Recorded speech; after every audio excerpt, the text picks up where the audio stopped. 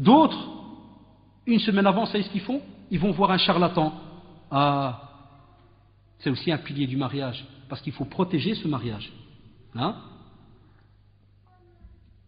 Il faut mettre quelques protections, il faut mettre des petits roses par-ci par-là, parce qu'il y a l'aynin d'nas, hein, il y a les yeux, les poisseux qui vont vous envoyer des sorts. T'aurais dit que tu es en train de participer au mariage de Dragon Ball. Vous connaissez Dragon Ball là? Wallah, tu crois que tu vas participer à son mariage, dessin animé, met plein de petits roses autour de son lit, autour de ceci, de cela, les vieilles qui s'amènent, qui mettent du sel en bas, du riz au-dessus. Pour cramer Satan, dès qu'il s'amène, il y a un bouclier spatial qui va se mettre et Satan il s'arrête, il ne touche pas le lit. C'est quoi ces histoires, Yakhwan? Et vous savez que ça existe. Il y en a qui ont été croyants jusque la veille de leur mariage, puis ils sont tombés dans un des plus grands péchés, qui est un shirk billah, qui est d'aller chez un charlatan, un fré pour faire un hrouz, un petit papier qu'on va mettre pour protéger ce qu'on appelle la première nuit. Faites attention, Allah alaikum. Alors qu'on a, et vous le savez, le Coran et la Sunna, c'est eux qui crament Satan, c'est eux qui le crament. On fait les invocations qui sont connues dans la Sunna du prophète, sallallahu alayhi wa sallam. Il y a le petit livre très connu, la citadelle du musulman, il y a plein d'invocations. Au lieu d'aller chez des charlatans, vous savez qu'à ce moment-là, tu as mécru en ce que le prophète sallallahu alayhi wa sallam a reçu, d'après la tradition. Faqad kafara bima unzila ala Muhammad, celui qui a été chez un kahin ou un arraf, comme il est mis dans la tradition authentique. On ne peut pas, ya ikhwan. Le seul qui te protège, c'est Allah subhanahu wa ta'ala. Pendant la cérémonie. Ah, maintenant la cérémonie doit commencer. Premier problème qui arrive dans certains couples, qu'est-ce qu'on choisit? La salle, la maison ou la mosquée? Avec la mosquée, c'est la honte. On reste dans une mosquée. On n'a pas besoin. La maison, c'est trop petit. Il reste la salle. Moi, je dis aux frères et sœurs, et d'après certaines fatawa, wallahi, comme j'ai lu par exemple Cheikh Bin Baz rahimahullah et autres, il te dit, wallahi, normalement, ce qui fait plaisir, il n'y a pas mieux quand ça se fait par exemple dans la maison, soit ta maison, ou bien la maison de tes beaux-parents. Parce que ça fait vraiment un esprit de famille, tout le monde est là. Mais on comprend que des fois, comme il dit, si jamais il y a trop de monde, ça peut arriver, hein, ma chère, il dit, si jamais il y a trop de monde, tu as une grande famille, et que ta maison, subhanallah, elle est petite, na'am. Aussi, lorsqu'on cherche la salle ou autre, ou la maison, il y a une nouvelle mode, c'est un peu normal. Certains cherchent aussi les serveuses et les servantes, les serveurs ou adek. Serveuses et les serveurs. C'est quoi les serveuses? C'est un petit groupe, une petite société de sœurs qui vont par exemple venir pour déposer les plats, ramasser, nettoyer, kada. Et chez les frères, ils ont aussi la même chose ces derniers temps. On ne vous dit pas que c'est haram. Lakin c'est une preuve aussi de nouveau flagrante que dans notre communauté, il n'y a plus de solidarité. Nous, nos mariages à nous, toute la famille est rentrée dedans, tout le monde. Tous les cousins t'appellent. Qu'est-ce que tu as besoin? Toi, tu t'occupes de l'étage numéro 1, toi, tu t'occupes de l'étage numéro 2. Les copains, ils te supplient. Il n'y a pas de travail, hein, frère. Il n'y a pas de quoi aider. Allahu Akbar. T'as même trop. C'est ça un mariage. Tout le monde participe.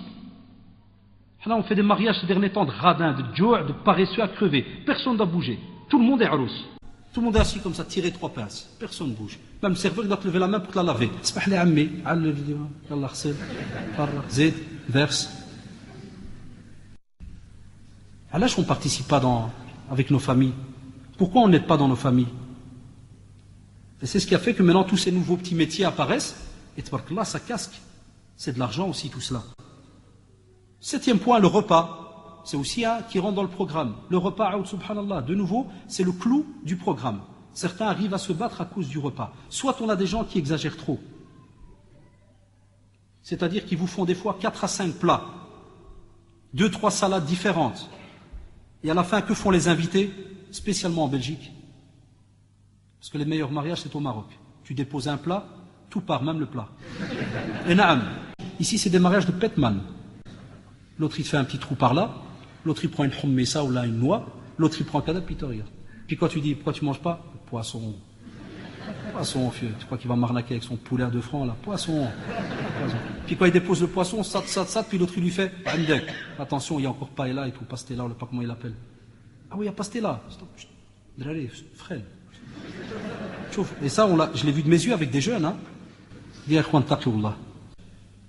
Donc à nos parents de faire attention.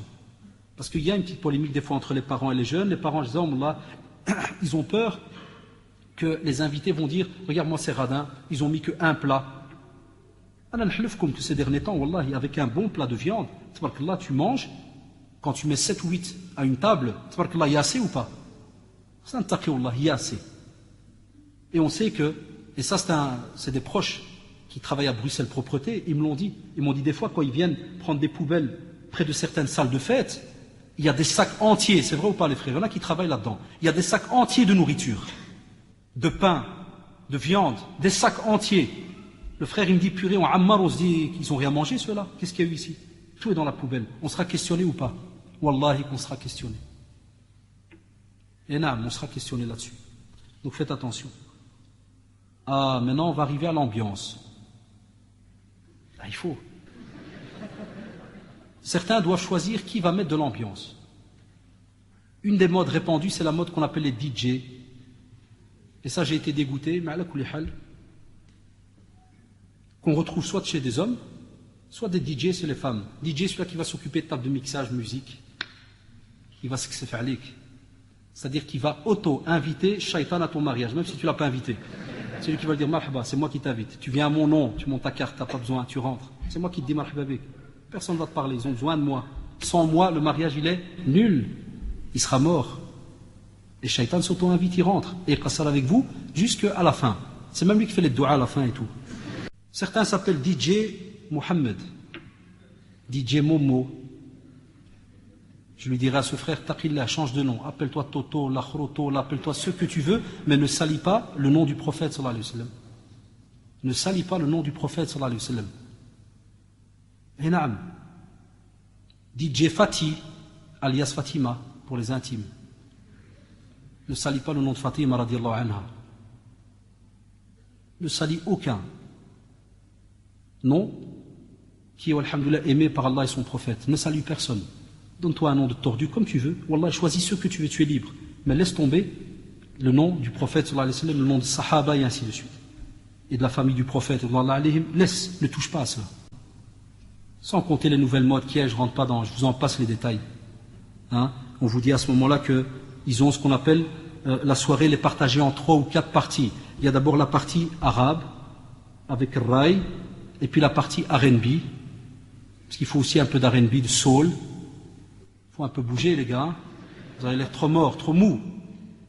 Certains m'ont avoué qu'au début du programme, on se retient. Pourquoi? Parce qu'il y a les vieux. Et un jeune m'a dit, Wallah, vous savez ce qu'on faisait? On disait aux mariés, dépose la nourriture parce que les vieux ils sont connus. Dès qu'ils mangent, ils partent tous. Alors ils déposent vite la nourriture, comme par hasard à 10h, ils sont déjà déposés. Ah, mashallah alikoum, c'est nouveau ça.